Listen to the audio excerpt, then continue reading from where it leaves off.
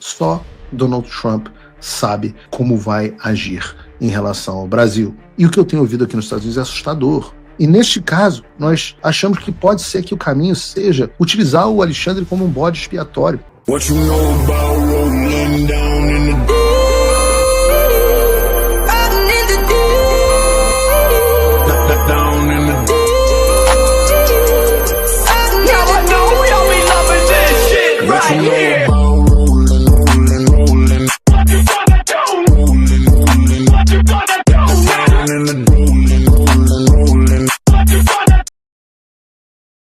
Sem mais delongas, eu falei mais cedo no programa que o cancelamento dos vistos dos ministros do STF e seus familiares e Paulo Gonet foi apenas o início das sanções americanas contra o regime.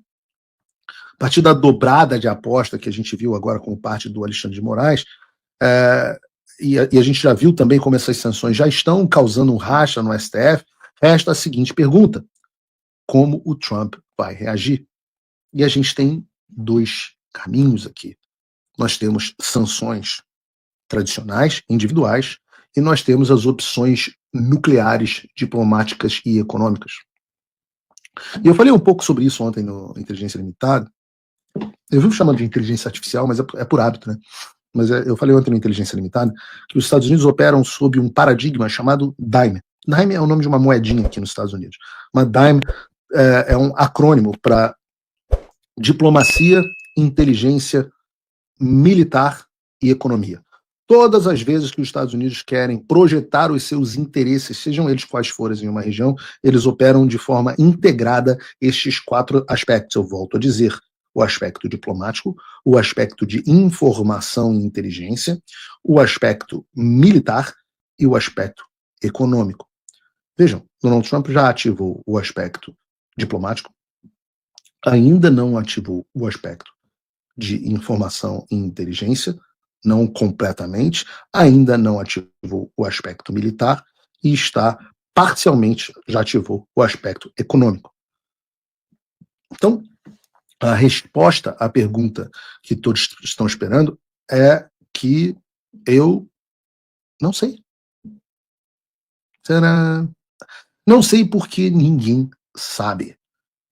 Nem as pessoas da Casa Branca sabem, nem as pessoas do Departamento de Estado sabem. Só Donald Trump sabe como vai agir em relação ao Brasil. O que eu posso dizer é o que vem sendo discutido e também como Trump agiu em algumas situações similares. Vejam, o Brasil comprou briga em todas as direções com os Estados Unidos e com seus aliados, e eu quero começar essa análise fazendo um paralelo com um caso mais parecido e que foi até menos severo do que o caso brasileiro. E eu vou dar o exemplo da África do Sul. Segundo noticiou o Wall Street Journal, devido ao seu alinhamento com o eixo do mal composto por China, Rússia e Irã, a sua postura anti-Israel, a sua corrupção sem freio e a perseguição violenta dos fazendeiros brancos, a África do Sul recebeu as seguintes sanções dos Estados Unidos: suspensão da ajuda financeira dos Estados Unidos à África do Sul em fevereiro, expulsão do embaixador do país em março, negativa do visto, o cancelamento do visto do enviado especial da África do Sul nos Estados Unidos em maio, sinalização americana de que os Estados Unidos podem se opor à reautorização de um importante programa comercial regional, e nessa semana o secretário do Tesouro, Scott Bessent, não compareceu à reunião dos ministros das finanças do G20 na África do Sul. Ainda segundo o The Wall Street Journal, essas ações refletem o status de pária que a África do Sul passou a ter em Washington. Isso foi o que aconteceu com um país infinitamente menos importante, um dos membros do BRICS, né, menos importante em termos econômicos, diplomáticos e estratégicos que o Brasil. E se assim foi com a África do Sul, o Brasil também se tornou um pária em Washington. Logo de cara, a gente vê que as consequências do Brasil foram muito piores do que para a África do Sul. Afinal, não foi só um enviado especial que teve o visto negado, mas quase totalidade do Supremo Tribunal Federal e seus familiares que tiveram seus vistos cancelados. E se na África do Sul o Trump anunciou uma tarifa de 30%, no Brasil ele já começou com uma de 50%, com os senadores americanos ameaçando novas tarifas entre 100% e 500%. Então nós temos que dizer que as consequências do Brasil até agora foram mais severas do que a da África do Sul. O que me leva a um segundo ponto de análise. E agora eu quero falar do caso da Colômbia. Em 26 de janeiro desse ano, depois da Colômbia, do Gustavo Petro, amigo do Lula, comunista, guerrilheiro, proibir a aterrissagem de 2 voos vindos dos Estados Unidos que carregavam imigrantes ilegais deportados, o Trump anunciou que deu a seguinte diretiva aos membros da sua administração como forma de retaliação à Colômbia. Eu vou citar aqui ipsis literis. Essas são as diretrizes. Tarifas emergenciais de 25% sobre todos os produtos que entram nos Estados Unidos. Em uma semana, as tarifas de 25% serão elevadas para 50%. Proibição de viagem e revogação imediata de visto de autoridades do governo colombiano, bem como de todos os seus aliados e apoiadores. Sanções de visto a todos os membros do partido, familiares e apoiadores do governo colombiano. Inspeções reforçadas pela alfândega e proteção de fronteira em todos os cidadãos e cargas colombianos por razões de segurança nacional. Imposição total de sanções do IEPA, Lei de Poderes Econômicos e Emergência Internacional, sobre o Tesouro, o sistema bancário e o setor financeiro. Vejam, esse último é muito grave. Então, mas vejam, por causa de 2 aviõezinhos que não puderam pousar na Colômbia, o Trump ameaçou a imposição de todas essas sanções que eu listei aqui agora. Agora, imagina você, se o Trump fez isso por causa de 2 aviões americanos, o que ele vai fazer com o regime ditatorial que está perseguindo cidadãos e empresas americanas, que basicamente rotulou os Estados Unidos como inimigo declarado? Se você for pegar a lista do Trump para o Petro, o Brasil já começou com um dobro de tarifa, 50%. E no Brasil começou em 50%, o Lindsey Graham, que é um importante senador aqui, diz que pode ir até 500%. A proibição de viagem e revogação imediata dos vistos da autoridade também já aconteceu. Aconteceu para o Supremo, aconteceu para a PGR. Restam, então, sanções de visto a todos os membros do braço político do regime, bem como seus familiares e apoiadores, alô Polícia Federal, alô funcionários do TSE, alô pessoas ligadas ao PT, a inspeção reforçada em todos os cidadãos e cargos brasileiros que tentem entrar nos Estados Unidos, alô você que está querendo viajar para os Estados Unidos, e a imposição de sanções econômicas, bancárias e financeiras através do AIPA, do IEPA, ou da Lei Magnitsky. E eu volto a repetir aqui, essas foram as opções ventiladas por causa de 2 aviãozinhos. E o que eu tenho ouvido aqui nos Estados Unidos é assustador.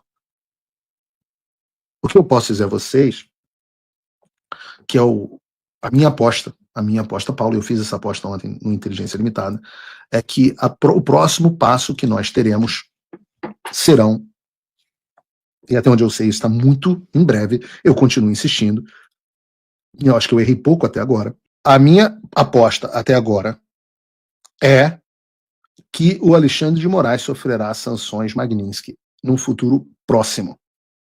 Essas sanções podem ou não, num primeiro momento, serem acompanhadas das sanções ao escritório da Viviane Barça de Moraes, que é a esposa do Alexandre de Moraes. Podem ou não. Vamos ver o que eles vão fazer. Minha aposta é sanções ao Alexandre, acompanhadas, pelo menos não necessariamente no primeiro momento, mas logo em seguida, na Viviane Barça de Moraes. A partir daí, vai se aguardar a resposta do regime brasileiro. O que nós sabemos sobre a resposta do regime brasileiro? Que o Alexandre vai dobrar a aposta e reagirá com truculência, mas ele está ficando sem opções, e que o Lula fará cagadas diplomáticas. Se isso continuar escalando, nós teremos gradualmente outros ministros sendo alvo de sanções Magnitsky. Paulo Gonet não é ministro, mas seria um ótimo candidato. Eu diria que logo em seguida viria o presidente da corte, o ministro Barroso. Eu diria que logo em seguida viria o decano da corte, Gilmar Mendes. Todos eles com os seus familiares. Mas vejam, eu falei sobre a doutrina Daim aqui. Então, essas ainda são ações no campo diplomático e econômico. Mas há muitas outras que podem ser feitas. Por exemplo, sanções aos bancos brasileiros, sanções relacionadas a pesquisas, sanções relacionadas a comércio, embargos a empresas brasileiras, restrições do Brasil a determinadas linhas de crédito internacional, restrições do Brasil a determinados privilégios do sistema financeiro internacional. O que eu quero dizer com isso é que esse é o caso onde a floresta inteira vai queimar. Então eu digo a vocês, com dor no coração, que nós estamos em um ponto de decisão para o país. Nós estamos no ponto de decidir para onde vamos. E eu acho que a elite do Brasil ainda está muito tardia em entender os meios de ação que dispõem os Estados Unidos da América. Então eu faço um apelo às elites e autoridades brasileiras. O que está por vir, seja lá o que for, a floresta inteira queimada pode ser evitada. Eu estou mais do que disposto a impedir que a floresta queime. Para isso, vocês precisam dar o primeiro passo. É só o primeiro. Não estou dizendo que vai resolver. É o primeiro passo para sentar na mesa de negociação. É o seu. Se você joga pôquer, na maioria dos torneios de pôquer, para você sentar na mesa, você tem que comprar um cacife. Se você quer comprar o cacife para sua embaixadora parar de tomar a porta na cara, e para você sentar, e eu faço questão de fazer isso pessoalmente, se você quer comprar o cacife, você senta na mesa aprovando, deixando que o Congresso aprove uma anistia ampla, geral e restrita. Esse é um ótimo primeiro passo. Um segundo passo é uma legislação que garanta a liberdade de expressão, especialmente online. Eu chamo de Bill of Rights online. Um Bill of Rights, uma carta dos direitos da liberdade de expressão online, que é algo que reverta a decisão esquizofrênica do Supremo Tribunal Federal sobre o Marco Civil da Internet. E o terceiro item, que é inevitável, é a responsabilização dos agentes públicos que abusaram do poder. E neste caso, nós achamos que pode ser que o caminho seja utilizar o Alexandre como um bode expiatório. Sim, é verdade, ele não agiu sozinho. Sim, é verdade. O ministro Fux deveria, por direito, ter tido seu visto cancelado. Mas a gente resolveu dar um voto de bondade a ele, um voto de boa fé. E ele agiu, comprovando que nosso voto de boa fé estava na direção correta. Mas a verdade é que quase todos os outros ministros têm razões para serem sancionados de uma forma ou de outra. Eu digo aos senhores, e vou repetir, as ações, as opções que estão na mesa contra o regime que eu tenho ouvido são assustadoras, a ponto de fazer com que a lei Magnitsky deixe saudade. E eu não sei o que o presidente Trump fará. Vejam, falaram para mim, Paulo, esse negócio do GPS que está circulando é verdade? Eu falo assim, olha, eu nunca ouvi essa questão do GPS, mas o que eu ouvi, e eu vou dar aspas aqui de uma pessoa da Casa Branca, at this point, all the options are on the table. Que significa, a esta altura, todas as opções estão na mesa.